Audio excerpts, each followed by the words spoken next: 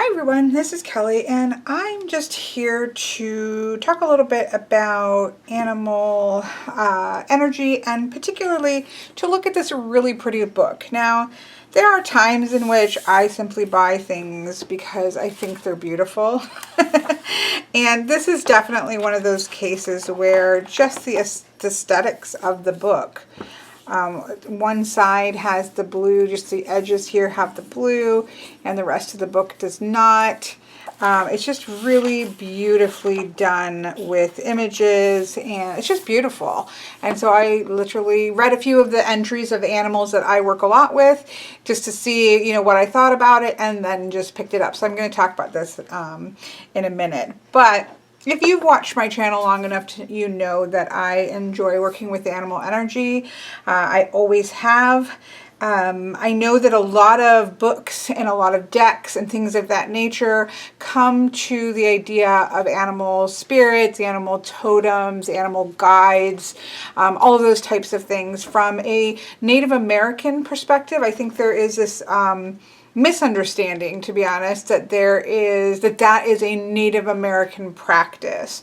So I have worked with animal energy as long as I can remember, and I always associated it, to be honest, with Celtic mythology. Well, when I was little, I didn't associate with anything because it was just the way it was.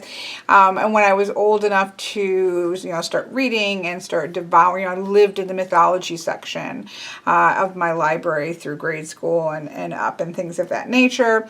And so then I really associated it with Celtic mythology because that was what I did. Probably, I read all of the different mythology books, but Celtic mythology was certainly where my passions were, so to speak. And so Celtic and Welsh mythology have tons of animal energy that is there. There is shape-shifting, gods and goddesses that shape-shift. There are representations of the different animals, such as boars were really powerful, like we might think of lions, that would be more, you would see boars. Salmon having to do with knowledge, and birds, like the Morgan turning into a bird to warn warriors and things of that nature. There were serpents, of course, and dragons, and all kinds of amazing animals that interacted with, both in a physical shape-shifting way and in an outward messengery kind of way, and all kinds of ways in which in those stories the animals interacted with humans and gods and goddesses and the fae and all of that kind of thing. So I never, and then I was much older before I had read much of Native American lore. I was more in college. I'd read certainly some, but in college I took quite a few Native American literature classes and worked a lot with a teacher that I really loved, who was an Ojibwe, which is the little bit of Native American that's sprinkled into our family as Ojibwe, and so had lots of discussions and things with her, and then saw this wealth, of course, of information and tradition surrounding animals and animal energy. But it isn't just a Native American practice. It is a practice that I think you can find in many, if not all, cultures. I would never go so far as to say all, but I think that as I think of with divination, that when human beings reach out to connect, because there is, in my opinion, a natural connection between everything. And so, of course, a people and their beliefs and when they reach out to the way that they tell their stories and they pass these things on, they reach out for the things that are around them and the things that they are connected to. And one of those things, especially when you start to go into the past, where people lived much more in rhythm and on the land, a lot more than modern modern society does, they were very much tied to animals who they depended upon for food, for furs, for tools, for protection, for all kinds of things that they depended upon. So of course those energies are going to move over into their practices, into their stories, into their religions, and that to me is not surprising at all that that would cross cultural boundaries. So it's something that's very important to me. It's been my very first memory is of what I now consider to be, I didn't know at the time, to be bear. My mom will even tell this story that my first memory is waking up and there being a shadow of a bear in a corner. And running out of my room and telling my parents that there was a bear in my room. Now, further as that progressed, it was less of an understanding of something frightening and became quite a protective energy in my life, and continues to be a protective energy in my life. So you'll see the bear here. Wolf is over here. And I have multiple different things. These are ones stay here. I have a set of crystals, stone type ones of these three over in my sacred space. And then on my working space, I'll put the link of the Etsy shop. But Lotus and Nightshade would be the name of it. And Cameron is the name of the lovely person who made this for me. She makes stones, she paints stones, but I requested, because I couldn't have, one and not the others, right? But I didn't really want three, so I just asked him, like, is there any way for you to be able to put all three onto one? And she's like, let me give it a try. And so she made this amazing rendition of the shape of the bear, as you can see. Wolf is here. That would have been second in my line of three. And then Raven Crow energy here, which for me mingles and sometimes shoots one way and sometimes shoots the other way. And so she was able to work them all in to one, which I thought was absolutely amazing. And this is something is extremely, extremely treasured by me. So of course, again, if you follow this channel, if there's an animal deck that is in any way, I feel drawn to for some reason or another, I tend to pick up any kind of animal decks. There's certainly a niche part of decks that I am going to be attracted to and give a try for most occasions. It's one of the reasons that I really love the Children of Litha tarot so much, is because of that, the strong connection to animal and fae here, because all of the numbered cards are animals, and then all of the court cards are different cultures, humans and different cultural things, and then all of the major arcana are fae energy, but they're not just fae. They're fae energies that are very much, of course, can I find? Well, this is actually just a dragon and the shadow dogs, which are amazing. But a lot of the fae energies are a blend. She's not as much, although she does. She has the ears and she has the horns. So most of the major arcana are fae, but like there's a Katsumi rendition there. And so they're mostly shapeshiftery or in some way blended with animals. And so this is nearly a perfect deck for me. And it's one of the reasons I love this deck so much. Minus the Ten of Swords. But I'm hoping, she's going to make different three more decks that you should be able to swap energy in and out of, cards in and out of. So I'm really hoping for one of those Ten of Swords that will be a little bit more in alignment for me of how I read the Ten of Swords. But I digress. Animal things are important to me. I think they are multicultural. I think that they cross cultural boundaries. And you can find them when you go back a little further. I think in most cultures you will find evidence of animal interaction, both in a physical way and in a mystical, magical way, I think in many, if not all, cultures. So, that's a lot, I know. Somebody's going to put in there, a review of the book occurs at 9 minutes, 48 seconds. But this is why this is something like this is important to me. I mean, one of the things that I appreciate about this book, so this, I'm not sure exactly, Luchau? Chris Luchau is kind of how I'm guessing it's pronounced. Luchau, maybe. Not entirely sure. Definitely seems to be a person who I just did a cursory. I don't really like to, or I don't tend to go far into researching the people that do things. I just happen to have seen a little bit of cursory things just to see, okay, what kind of practices had this person, mostly in the United States, traveled around and learned a lot through Native American, different teachers and things of that nature, but also done a lot in other countries as well. And so the back of the books, oh, here we go. Chris Luchau has been on the path of shamanism for more than 20 years and has traveled worldwide learning from healers, elders, and shamans living close to the earth. And does a lot of topics such as ancestors, dreaming, and prayer, often not included in Western core shamanisms are part of his teachings. Most of his thing is based on earth and old shamanic cultures.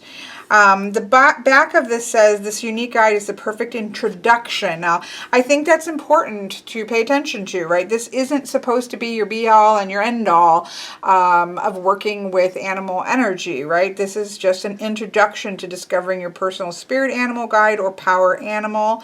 Animal spirits act as a medicine which heals the past and brings you the inspiration to move forward on your life path. Discover your personal spirit animal guide through simple and ancient rituals such as drumming and dream work, and then learn how to connect with the energies of your personal animal guide to help you fulfill your potential. So this is very clearly not meant to be an academic text that has everything that you might need to know about animal spirits and animal energy, however you might call working with animal. And you'll see a variety of ways in which people reference, whether it be animal totems, animal spirits, animal guides. For me, it's animal energy that you're working with, or that I'm working with. But what I love about this is how beautiful it is. Because I'm sorry, sometimes beautiful, or I think a lot of times, I mean, let's be honest, we're on this channel, most people who watch this channel love decks, not because they need more than one deck, but because we are in love with art and the way that things are visually represented. And so this deck, or this book, definitely caught my eye on that visual level. I mean, there's some just beautiful full image paintings here. A clean, sort of simplistic in a way art style, but that is, I think, absolutely beautiful. It talks about, I've read the introductory and some of the animals, and what I like is that he's very clear that to take the teachings for what they are, his experiences.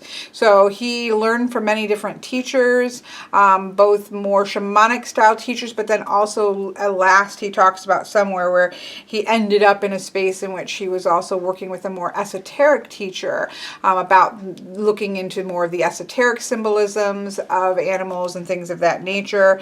But he's a product of his teachings and then what he's learned from his own personal walk and his own personal experiences, and this is what he has to offer. To take what resonates and don't take what doesn't resonate, right? We should always be doing that. In fact, he really literally goes into this to never give away, he says, your self-respect and self-authority, whether to a book, a teacher, a partner, a religion, a church, a job, or anything else.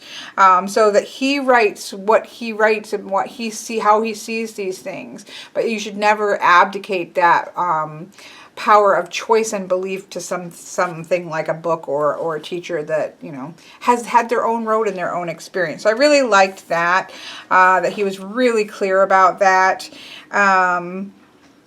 I also like where he talks about one of his earlier teachers having simply said, if you want to learn about animals, watch the animals, right? It doesn't take a rocket scientist to become, probably they'll have difficulties, but to become an expert on what an animal energy might mean to you, or in a general sense. Now, there are ways that you can see that animals are talked about across maybe many cultures. So, for example, if you think about the energy of the bear, that there is often that idea of strength. We do run into a lot of mother bear energy as well. We might have similar stories across different cultures that lead to those kinds of collective consciousness energy surrounding a particular animal. But then we also have our own experiences and our own reactions because of the stories that we were told or the interactions that we've had with a particular animal that also inform the way we might interact with an animal that might be very different than somebody else, which is a beautiful thing. And then there's also just that being aware and mindful and going and, sitting and watching an animal and how that animal interacts. I mean, there are tons of National Geographic style videos that you can get watching animals out in the wild and how they're acting, and taking those times to watch those kinds of things and to see how how they interact and move within their world. That tells you everything you need to know about a particular animal, which I thought that was pretty neat as well.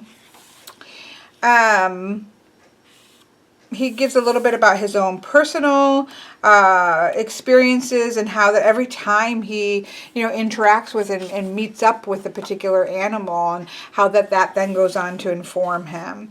Now, there is a section that is about how you might find your power animal. He calls them power animals. Again, there are different ways. Some people will call them animal totems.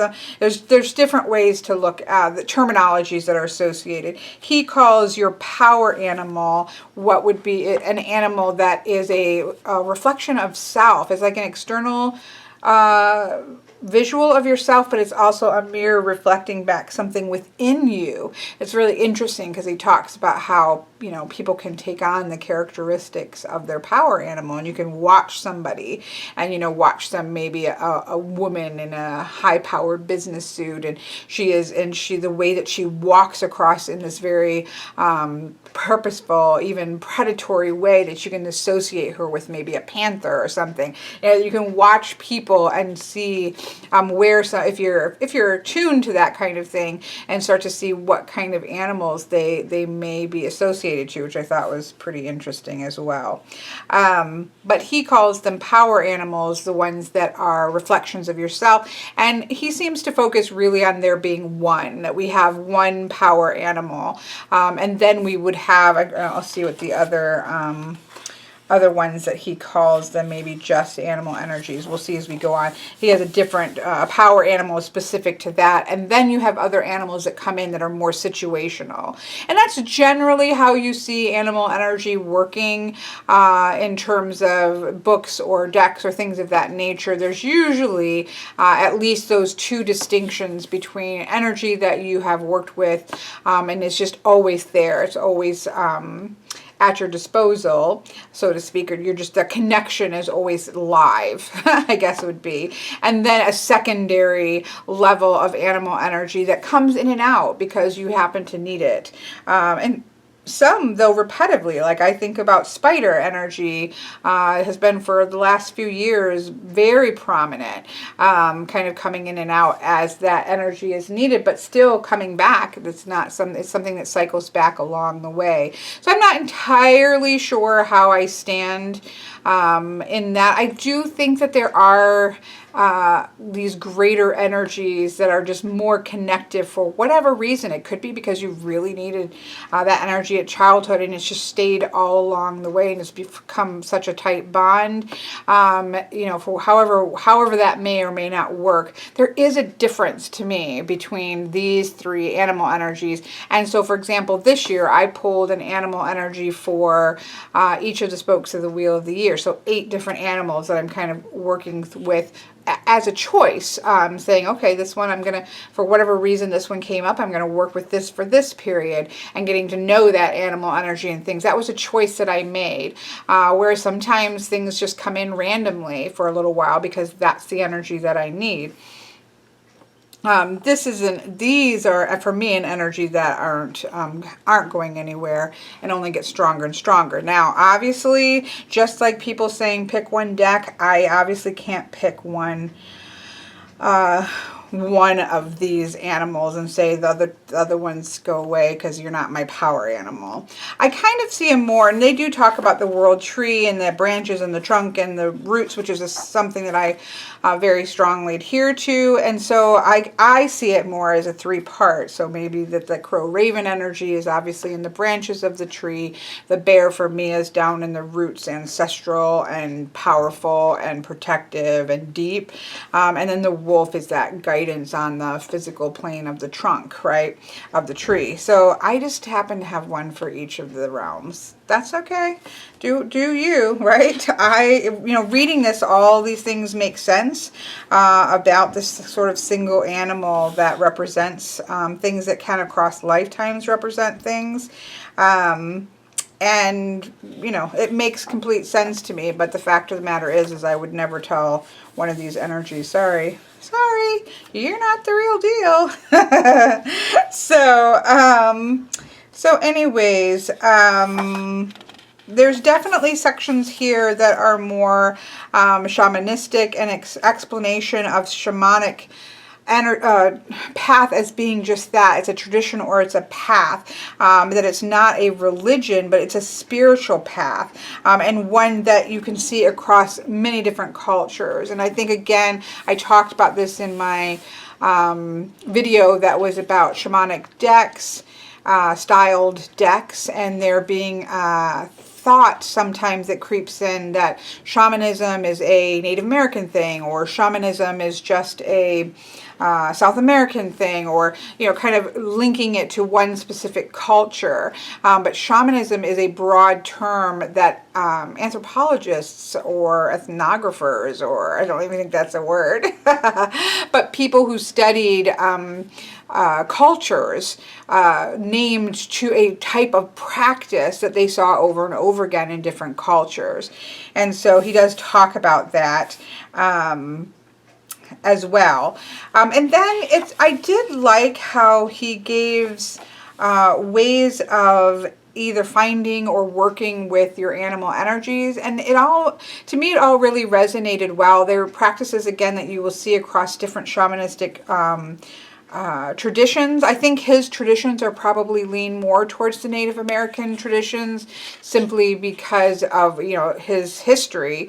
But these are practices, I think, that you see across different cultures.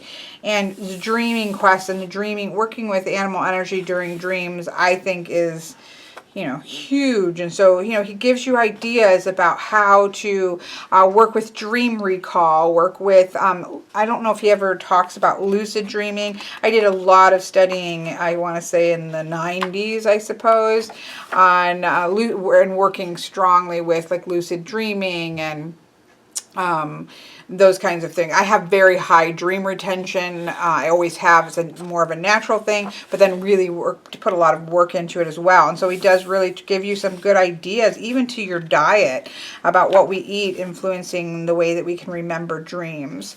And so gives you some practices on working with dreams to locate and or interact with spirit animals or animal energy.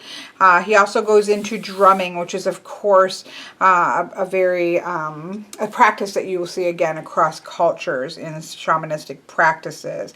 Does give us some ideas about the middle world, the upper world, the lower world, and this kinds of things, and goes through this idea of how to use a drum journey. I do use drumming for meditation. I don't use it directly for journeying, which for me is more dream based, but he gives you that that option, and he really talks about how see what resonates with you, and he just gives you different options that are there that might work for you in terms of doing that.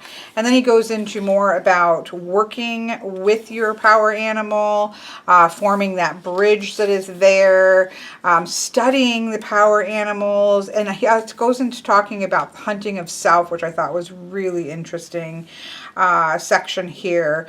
But becoming familiar with that particular animal. How do they eat? What are their habits? What do they do? How do they interact with their world? Really getting to know that particular animal gives you interesting insight into traits. So he gives you that information as well.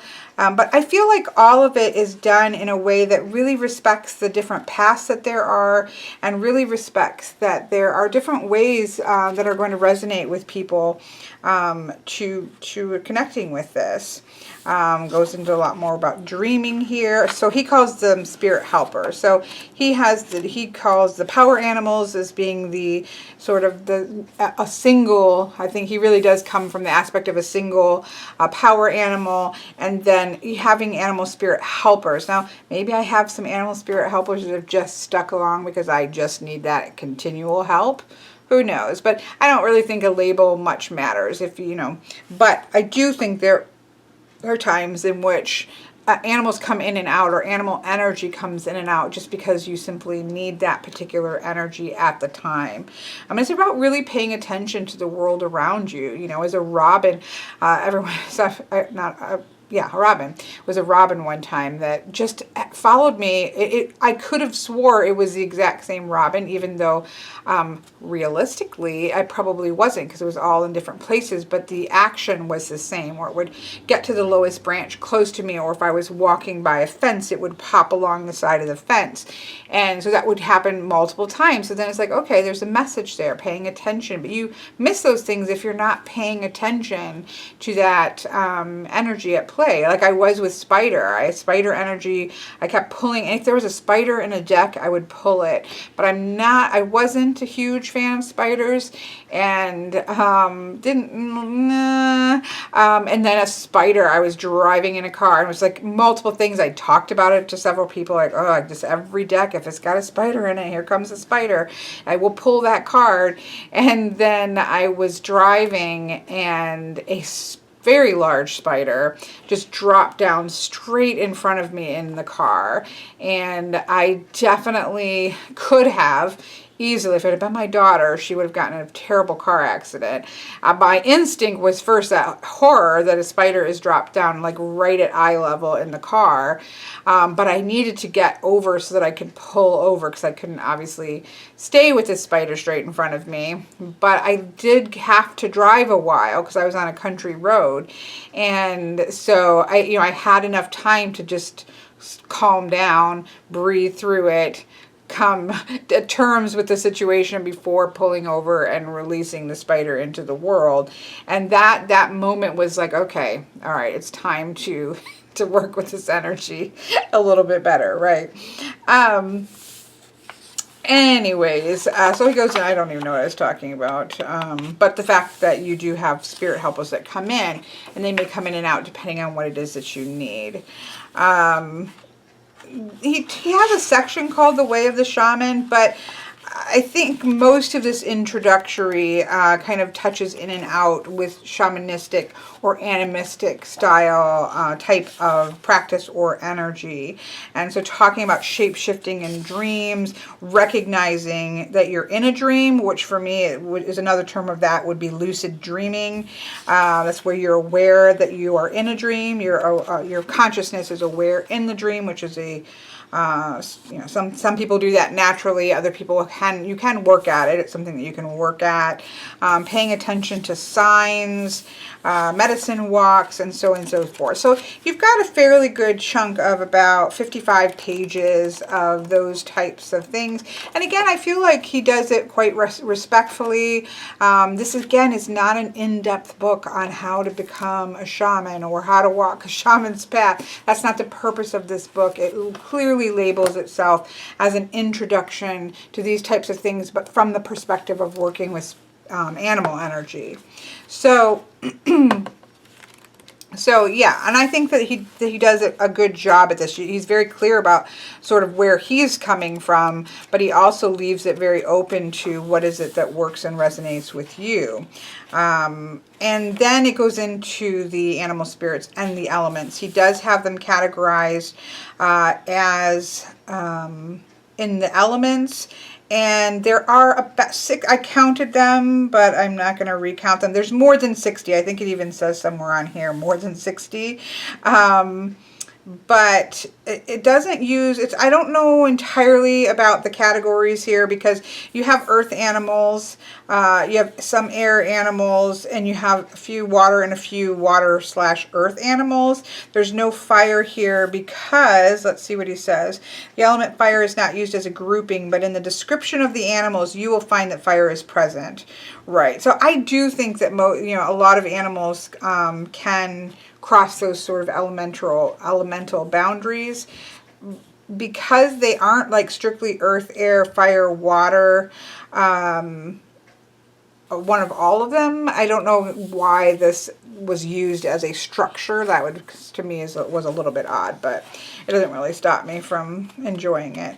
So then, when you get to the earth animals, he kind of gives you a section here about earth animals, and then each animal has a page with obviously the name of the animal, some keywords, and then a page of text.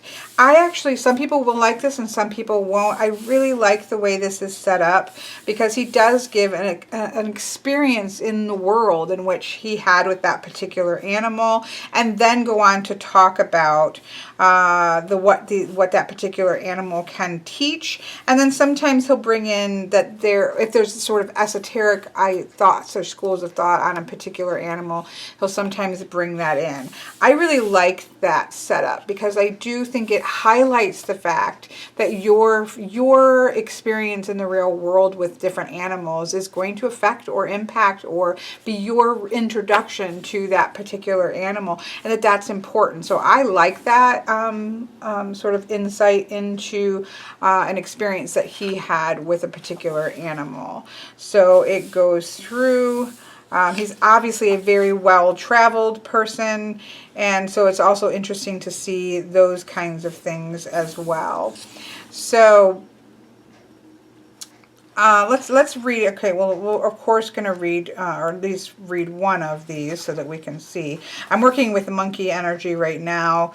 As one that I pulled. I love fox as family, survival, and voice. I thought was really interesting. The monkey one I thought was very interesting as well, because it covered a lot of different aspects of that childlike joy, the mischievous, trickstery aspects, the use of voice, but also them being distracted by that voice that can happen, the communal aspect of things and finding equilibrium, the ability to get up and above the perspective that you often see with like hawks and eagles and things like that. So I really enjoyed the diversity. It wasn't just like this is the one aspect of this animal. Instead, it was really looking at the animal. Well, let's go ahead and read this one, because this is I'm working with this until things shift over pretty soon with the turn of the wheel. So with monkey, it's movement, inquisitiveness, and social equilibrium.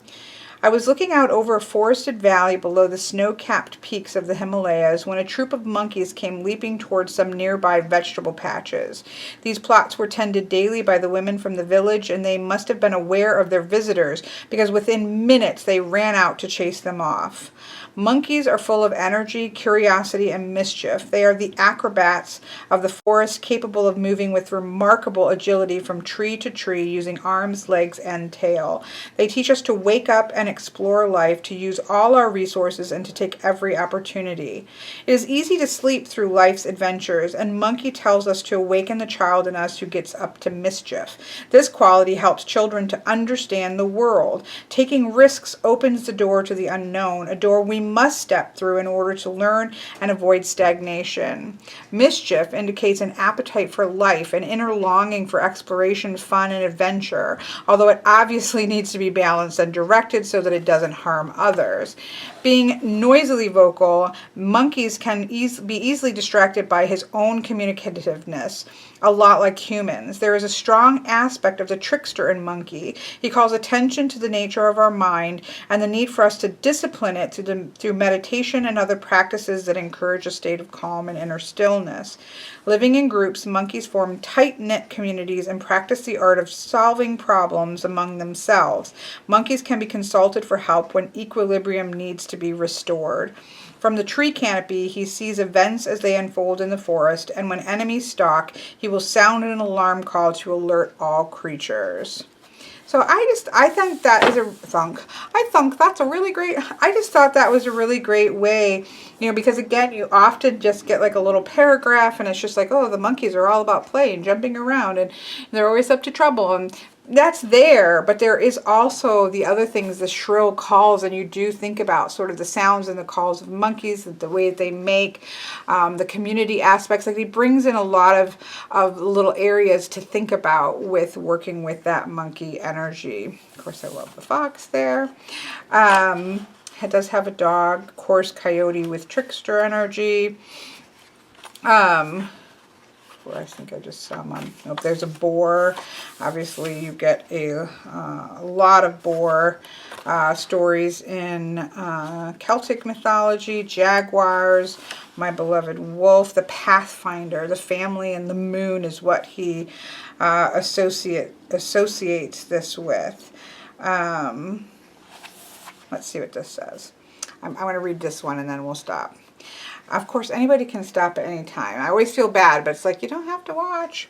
Pathfinder, family, moon are the key words. I was snowshoeing through a forest in northern Michigan one evening, and the moon was close to full. Nearing a frozen river, I stopped, took off the snowshoes, and leaned up against a pine tree.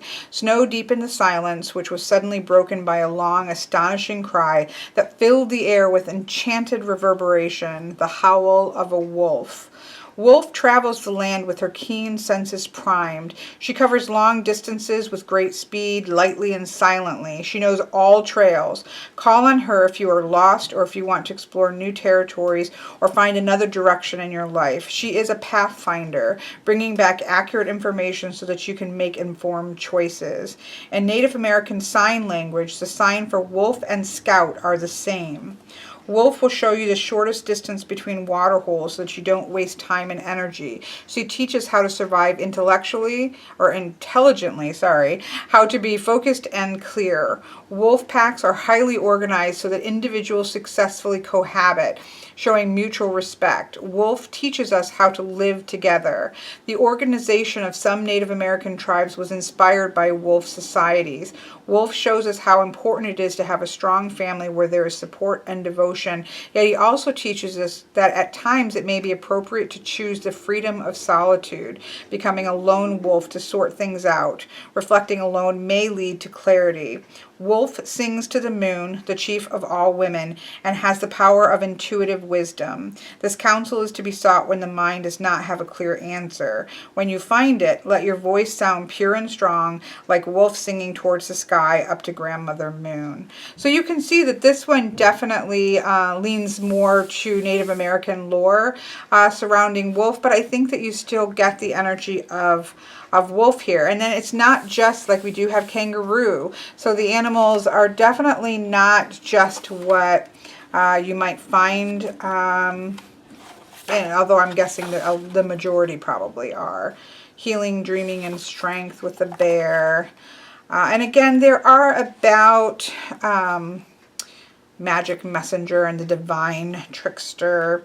There's a little over 60 animals. So I know I did see some negative comments online that that it was a beginner's thing, but I don't think that that's a negative thing. I also really enjoy this aspect of writing. Should it be your only book on how to work with animal energies, or to locate all the animals you want to look up? Of course not. But it was pretty clear that this was an introduction book, and it's just really beautiful. So I think I ended up paying, it shows the US at $14.95. I think they're about $12 on Amazon. I think I paid less than that because I had a good coupon, of course, which is why I was at Barnes & Noble's.